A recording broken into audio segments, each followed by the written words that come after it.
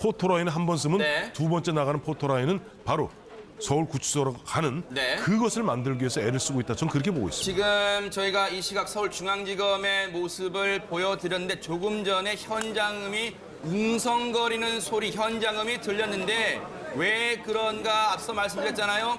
어제 두 번째 소환돼서 밤샘 조사를 받은 최순실 씨의 최측근으로 불리는 고영태 씨가 밤샘 조사를 마치고 잠시 뒤에 나올 것으로 전해지면서 조그마한 움직임에도 지금 수많은 취재진이 나온다 할 것처럼 지금 웅성거리는 그런 현장음을 들으셨고요. 지금 현재 최순실 씨가 현장 서울중앙지검에 도착하기까지는 1시간 13분이 남아 있습니다. 그런데 김광선 변호사님, 나옵니까? 지금 나오는 거예요? 자, 현장 연결해 보겠습니다. 고영태 씨 나옵니다. 네. 내려.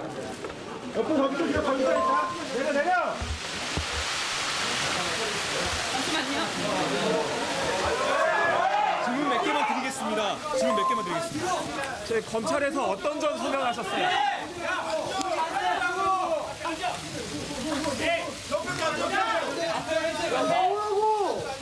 검찰에서 어떤 점 소명하셨는지 한 말씀 부탁드릴게요.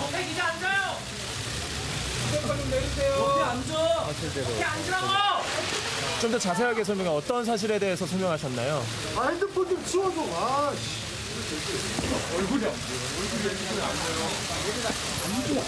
어떤 사실에 대해서 설명하셨어요?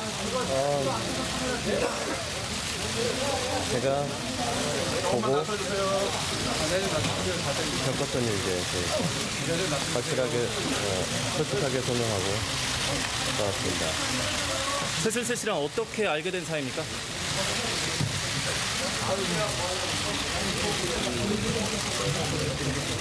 대통령 가방 때문에 우연찮게 저희 알게 됐습니다. 가방을 만들다 알게 되셨다는 거예요? 네, 그 시기가 언제쯤인지 말씀해 주실 수 있나요?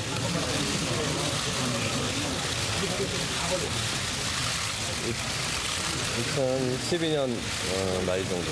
2012년 말. 네, 들어오셔서 최순실 씨랑 연락하신 적 있어요? 없습니다. 태블릿 PC 본인 거 아닙니까? 아닙니다. 최순실 씨가 태블릿 PC 사용하는 거 보신 적 있으세요? 연설문 수정하는 거 보신 적 있나요? 모든 건 검찰에 다 얘기했기 때문에 나중에 수사가 마무리되면 다 모든 게 다. WK 설립한 목적이 뭡니까?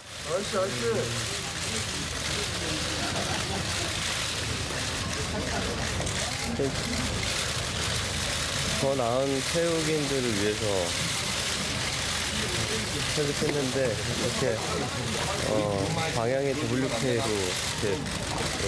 언론이 집중하지는 않았습니다. 독일의 회사를 만든 이유는 뭐죠? 그리고 WK는 8월 달에 이미 폐업을 신고했던 회사고요. 독일에다가 또 다시 법인을 세우신 이유는 뭐예요?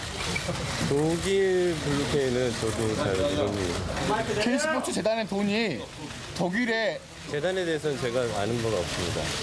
K스포츠 재단 자금이 WK로 흘러가려고 했던 거 아닙니까?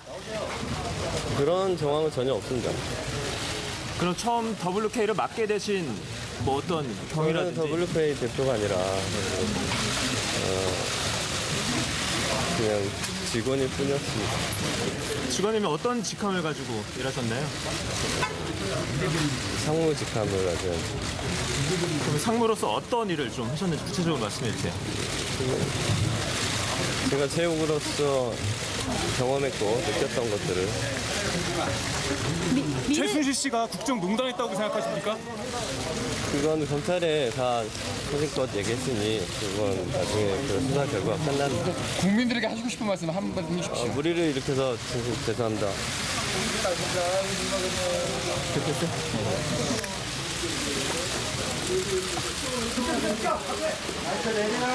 네, 그런 것처럼 최순실 씨의 최측근으로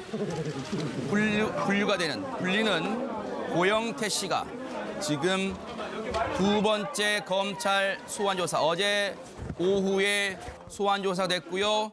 밤샘 조사를 마치고 조금 전에 검찰 청사를 빠져나오면서 기자들의 일문일답을 나누는 모습을 현장 연결해서 보여드렸는데요. 사실대로 검찰 수사에서 소명했다. 그리고 대통령의 가방 일 때문에 최순실 씨와는 2012년 말 정도부터 알게 됐다. 최순실 씨가 입국하고 나서는 연락한 적이 없다. 태블릿 PC는 자신의 게 아니다. 연설문 수정을 한 걸 본 적이 있느냐는 질문에는 교묘하게 두루뭉술하게 넘어갔습니다. 수사가 마무리되면 다 밝혀질 것이다. 이런 얘기를 했습니다.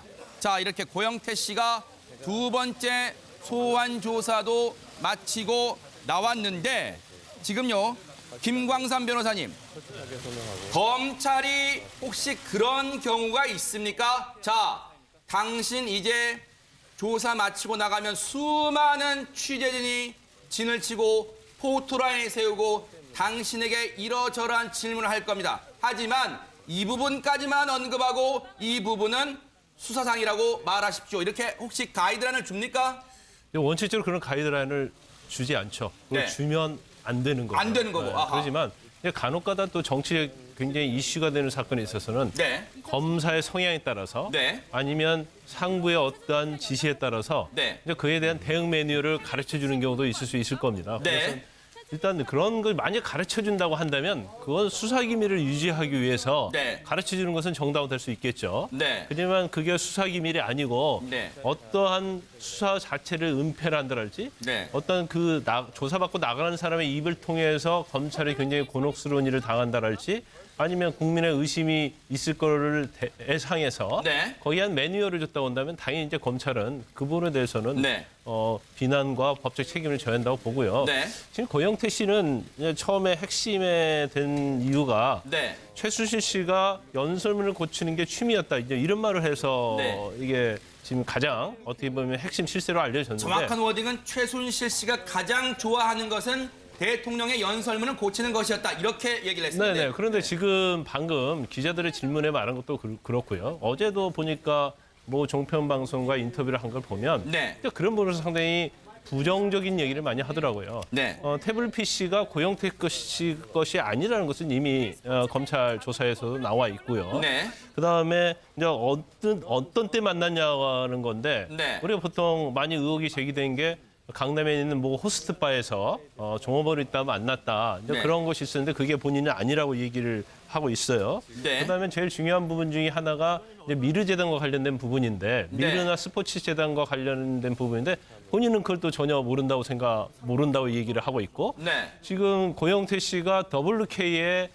한국의 이사고요. 네. 독일법인의 대표이사였어요.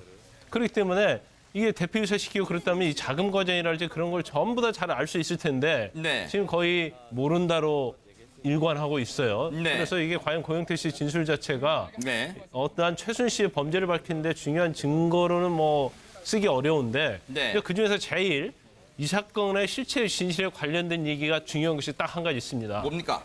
그게 뭐냐면 본인이 최순실 씨와 박근혜 대통령이 네. 통화하고 뭐 보고하고 그런 내용을 들었다는 취지로 얘기를 했었다는 거예요. 네. 그러면 이게 사실 미르재단과 그런 관계된 부분이 박근혜 대통령한테 직접적으로 보고가 됐다는 네. 그런 얘기가 될 수밖에 없기 때문에 네. 양 재단의 모금 과정이랄지 운영에 있어서는 박근혜 대통령이 직접 관여를 했다는 직접적 증거가 될 수 있는 거고요. 네. 또 고영태 씨의 어떤 저 진술 말고 네. 그러한 진술을 들었다는 고영태 씨의 지인이 있어요. 네.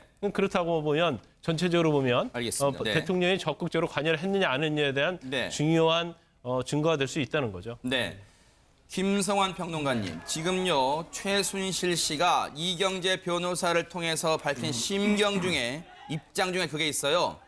최 씨는 죄가 인정되면 처벌받겠다는 이것도 웃겨요.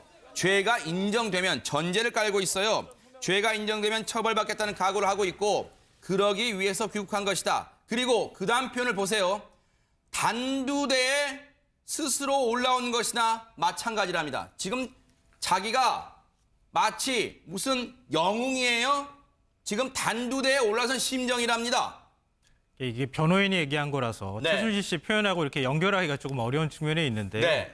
이게 최순실 씨가 뭐 연설문을 만져줬다고 하는 뭐 의혹이 제기된 상태니까 네. 박근혜 대통령이 단두대라는 표현을 여러 번 쓴 적이 있잖아요. 네. 그러니까 규제 혁파나 개혁 문제를 얘기하면서 네. 단두대 위에 올리겠다 뭐 이렇게 네. 표현을 사용한 적이 있었는데 네. 그거하고 약간 좀 연결이 돼서 네. 자꾸 최순실 씨가 떠오를 수밖에 없는 뭐 그런 상황인 것 같습니다. 네.